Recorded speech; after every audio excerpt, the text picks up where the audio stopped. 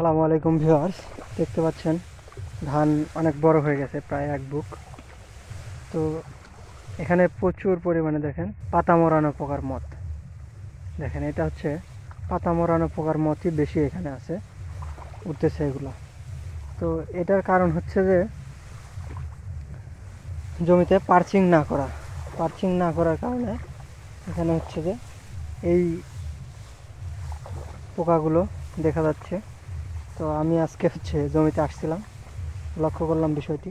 এখানে কিন্তু খাওয়াও আছে, দেখেন এই যে চুষেছে, যেটা হচ্ছে পাতা মরানো পোকা। কিন্তু এই পাতা মরানো পোকার উৎপত্তি হয় কিন্তু এই ফুটি যে উঠতেছে যেগুলো, এগুলো হচ্ছে ওর মত, অর্থাৎ পাতা মরানো পোকার মত।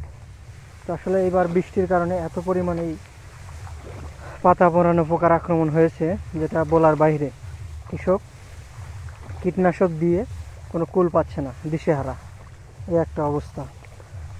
তো আপনাদের জমিতে যাদের এরকম মাজরা পোকার সমস্যা হয়েছে বা পাতা মরানো পোকার সমস্যা হয়েছে, তারা হচ্ছে ল্যামডা সাইহেলোথিন অথবা ক্লোরিপাইরিফস এই গ্রুপের ওষুধগুলো ব্যবহার করবেন, অথবা সাইফারমেথিন গ্রুপের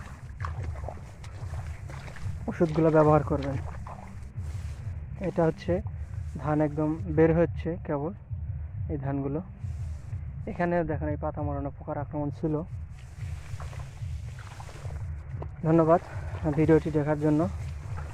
যারা এখনও সাবস্ক্রাইব করেননি, অবশ্যই এখনই সাবস্ক্রাইব করে দিন।